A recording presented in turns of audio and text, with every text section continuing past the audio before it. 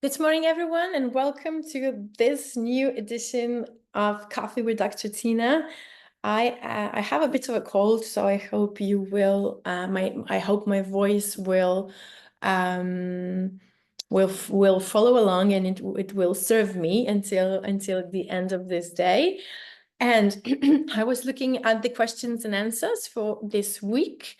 I see that two of you are asking the questions in Slovene. I would kindly ask you, because this is an English-speaking community, and with regards to other parents who also might have the same issues and are struggling the same as yourself, if you could please write the questions down in English, as you will always get the English answers. It's really being a team player is very crucial. Playing team is very, very important throughout our lives. And I know that often when you have issues, when your child has issues and you feel like on a limb on your own, that no one is actually listening to you, no one is actually helping you the way you want to be helped. And basically you feel that you are just going nowhere. That sometimes people tend to go into lone wolfing, and I totally understand that. However, knowledge is power, community is power, and therefore I know how it was. I just know how much it would mean to me if I would have such a community. When I first was looking for answers, was looking for solutions for my daughter and for her problems. And I know how important it would be for me to have someone to stay there, to listen to me, to give me support. And that's why the community is here, so that you get to see that you are not alone, that you get to see that other people also have very, very busy schedules, that other people also need to put this in, whether is it some therapist training, whatever you're doing, and that it takes you to get to the next level. It takes you to get out of your comfort zone. Whatever is going on with your child is actually the hardest personal development training you will ever get. Parenting in general is. And it is up to you whether you go into a pro mindset or amateur mindset. If your child has any sort of problems, this is my experience at least, you need to go to the next level, because life is putting you through this experience. I'm not going to say for a reason, but looking back and talking to Sabina or some other mothers who successfully finished helping the children, and they don't have any problems anymore, and they're attending school and they're doing all sorts of the afternoon activities without any problems. They all are saying, it took me to go to the next level. It took me to change the perspective. It took my transformation. If you're not okay as a mother, your family never will be. The same goes for a father, but it takes you to go to the next level. It's like stepping out of your comfort zone, walking your talk, speaking. It is not just about, oh, I cannot do it, it's too much for us, we are different, and looking all sorts of excuses and everything, and putting that much energy into excuses, how what it won't work for us, it doesn't work, I cannot do this, I have to handle this. It is not about just I have to. You get to. And what is in between the gap of you and what you can do right now, it's really a lot of personal development. I know you might have children with dyslexia, ADHD, autism, but it's really, who do you get to be? Like, write down the list of things where you are right now, you in your personal life, and where you want to be in a year from now, or your ideal self, ideal life. What I usually and often do with specific or with certain parents is we write down the vision. We write down the vision, whereas we write down where we are at right now in our personal life and in regards to our children. And then what do you want to be in a year from now? If I would have a magic wand, so how your life would change, and put emotion into it, how it feels when you can go out. Just a few days ago, I got a message from a mother who has a son, who still has a son, and he was severely autistic, averbal. He's speaking, he has eye contact now. And she said, for the first time, he's 5. And we started working together when he was 3.5. And she said, for the first time in our lives, we were able to go out and have dinner in a restaurant without me worrying about how he will behave. If he's gonna just run around, throw tantrum after tantrum. He was just sitting there and eating. And this is one of the patients where also the diagnosis of autism was dropped. Can I promise you that this will happen after 5 days? No. It is years of hard work. Do you need to be every week here? No. Those of you who are working with us, we are setting you up for success. And setting you up for success starts with you. And lone wolfing is definitely not, according to my experience and my beliefs, it is not the way that would pave your success path. You have to be a teammate. You have to be a team player. Share what's working, what's not working. It might not be applicable to everyone, but someone might benefit from it. Therefore, I'm asking you, the Slovenian community, who absolutely are invited and welcome to be here, but please play team. Okay, so write down the answers or questions in English, as I will not, in this community, I will not speak Slovene and I will not give Slovene answers, okay? And I'm saying this with all my loving heart. So the first question is, Maya is asking that she wants to have some ideas about helping a child with dyslexia and focus issues. And then Tiasha, she also is asking about focus issues, self-confidence, and that in the school happens that the child probably freezes and the memory retrieval, working memory, probably an issue. I would say both of those children have similar issues, have similar things going on in the brain. And first of all, what I can tell you is, if your child has reading issues, if your child has dyslexia issues, reading issues, writing down specific numbers or words or specific letters, making them, forcing them to read more, forcing them to write down things more won't solve the problem. It is just as the brain, part of the brain, isn't mature enough to put the numbers into right order, to put the numbers into how they are supposed to look like. Reading is an issue because the letters are turning around and it's really, really hard to understand what you're reading and then grasp the concept. So making them, you need to sit down, you need to do that, won't help. According to my beliefs, the only thing that does help is really changing the brain. I cannot give you a specific advice, do this and this and this, like coming to a doctor and prescribing you antibiotic for tonsillitis. Yes, of course, a tonsillitis needs an antibiotic. And if someone would come into my office with a tonsillitis that actually is strep positive, of course, we would write an antibiotic.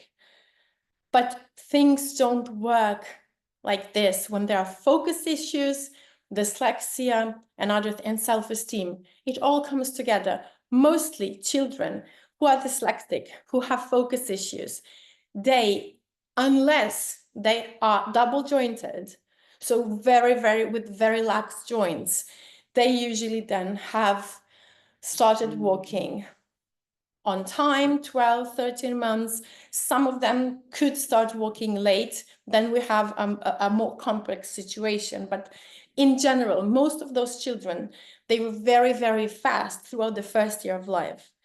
And that's why I am the biggest advocate. And now I'm turning things around, also treating and really supporting my patients and my community is really reverse engineering everything that is happening throughout the first year of life, because we have very successful methods in helping. And it's not just about integrating the reflexes. You have to integrate the reflex by giving the brain the information that the brain didn't get enough throughout the first year of life. And sometimes we can successfully integrate the reflex with a specific technique, which, if it doesn't involve the hemispheric theory, according to my experience, none of those are successful. If the reflex isn't integrated several times a day and enough repetitions in one set, it won't integrate. And you can integrate them for years. I see children every day who have been integrating the reflexes for years, and they are fully active. And yes, those children can have some, they progress and they develop to a certain extent, but they still have problems. So the focus issues start throughout the first year of life, because the earliest development wasn't optimal. It might be average, and your physiotherapist and your pediatrician might have said, okay, everything is fine. He's just standing, he's very fast. So, or she's very fast. And if your child was standing with 6, 7, or 8 months, this is really fast. The child needs to go through the milestones at a specific time. And the child needs to be working this milestone, this movement, not just at a specific time, but specific muscles at a specific time in the most optimal, excuse me, most optimal symmetric way needs to be active, because specific muscles are activating specific parts of the brain. And if this doesn't happen, if your child was late, skipping milestones, then the basis for the brain development for focus isn't there. And there simply, if there was a simple tool, if there was a simple advice that I could give you, okay, just take the supplement and everything will be fine. No, things don't work that way. Until we help the nervous system to mature, focus won't be there. And majority of children who have ADHD, who have focus issues, this turns into depression in adulthood. And the second thing is that they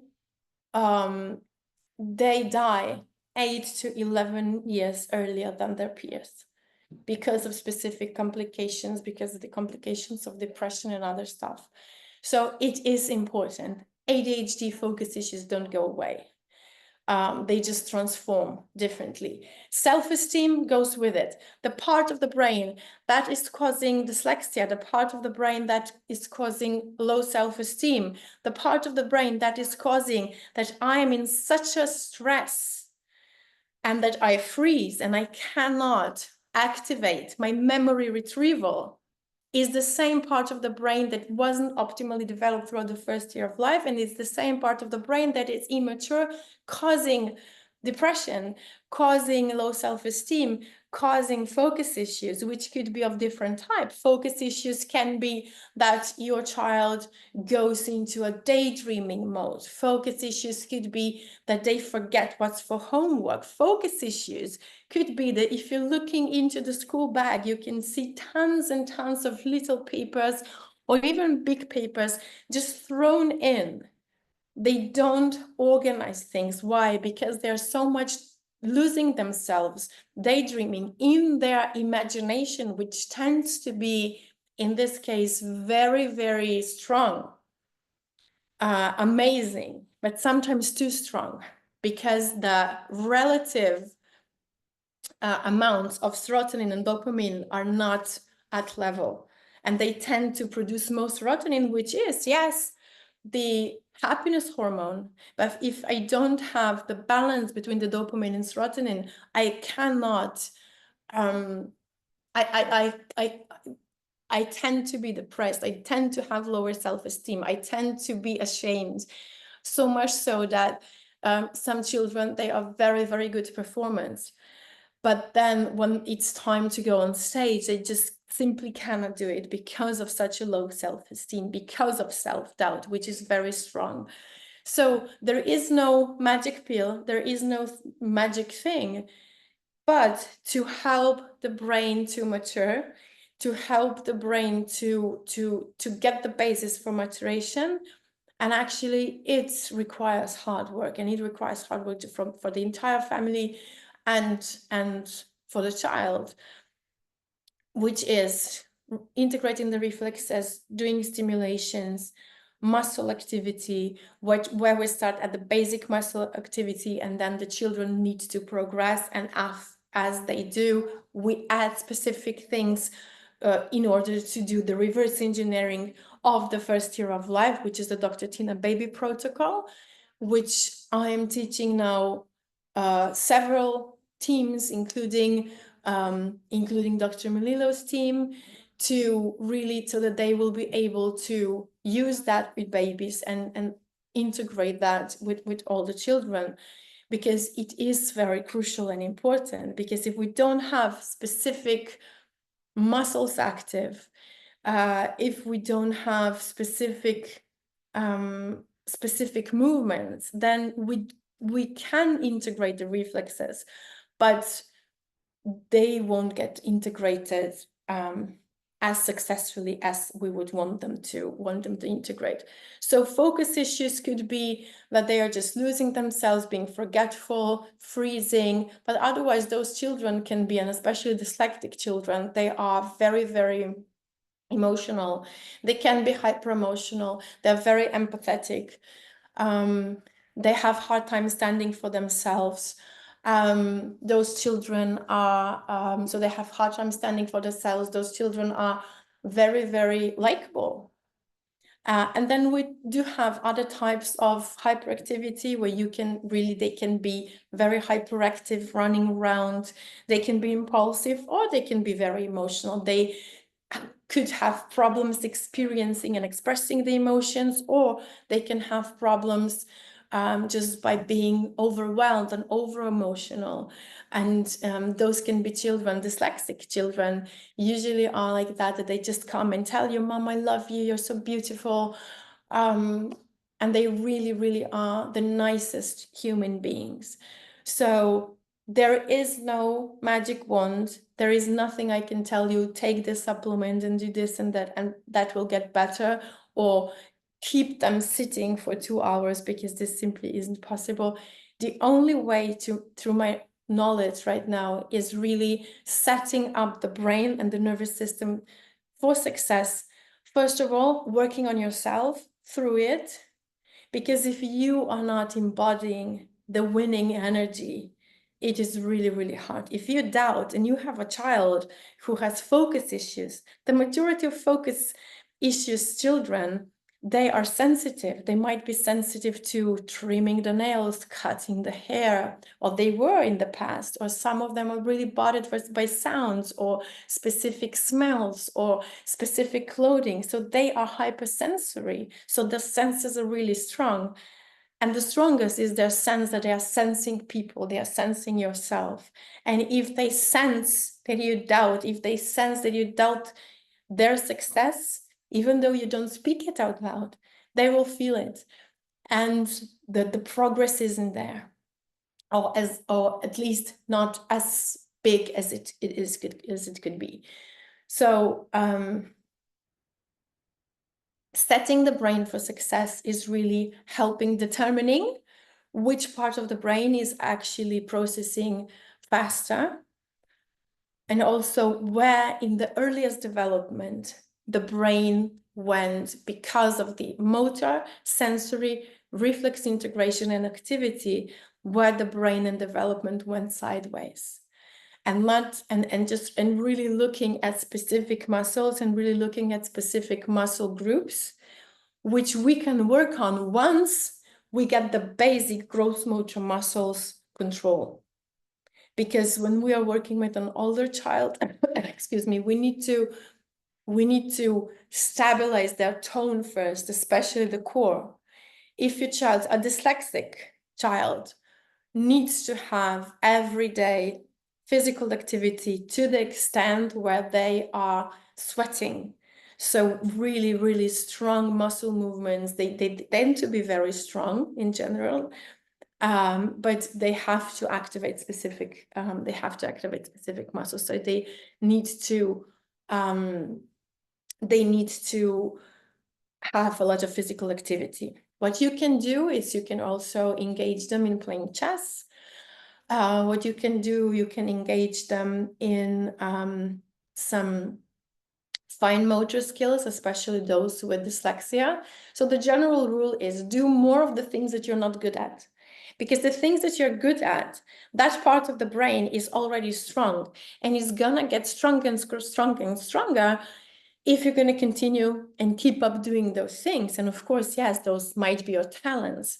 But if we have the problems to the extent where this is limiting your child self-esteem, success, happiness, and general way of how they perform at school, then we have to do something. And one of the rules is do more of the things that you're not good at or your child isn't good at, and then slowly progress to being and getting better and better and better. Okay, I hope I answered some of your question. So the sleep improvement, I got one question. It's first of all, we need to determine what is going on neurologically.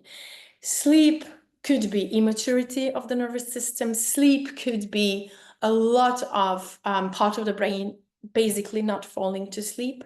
Sleep could be food sensitivity. Sleep could mean leaky brain. Lack of sleep, or problems getting to sleep could mean leaky gut. Problems getting to sleep could mean that children are going to sleep too late because they are going into the hyper excitement state. So there are children who have problems falling to sleep and they need more than 12 hours, and they might be 5, 6, 7 years of age and they need more than 12 hours of sleep. And usually when they wake up, when they are when they have a lot of nightmares, that when they have a lot of fears, it could be based on basically on some triggers. That could be food triggers. It could be based on some other factors. But the thing is that if they have problems falling asleep, what could happen is that because of the brain activity, they go into hyper excitement mode. So when you are, let's say, tired at 9 p.m. and you don't go to sleep, and you somehow work through the phase when you're tired, and then you suddenly are fully awake and you can go until 5 or 6 in the morning. Just remember when you were going out partying, how it was, and you were drinking alcohol, and alcohol is actually making you more sleepy, but you were able to be up all night. So the same thing happens with some of the children. That's why it is very, very crucial to monitor how much sleep they need. And sometimes if they wake up at 6, it is time. And I know sometimes, especially in the summer, it might be very, very still.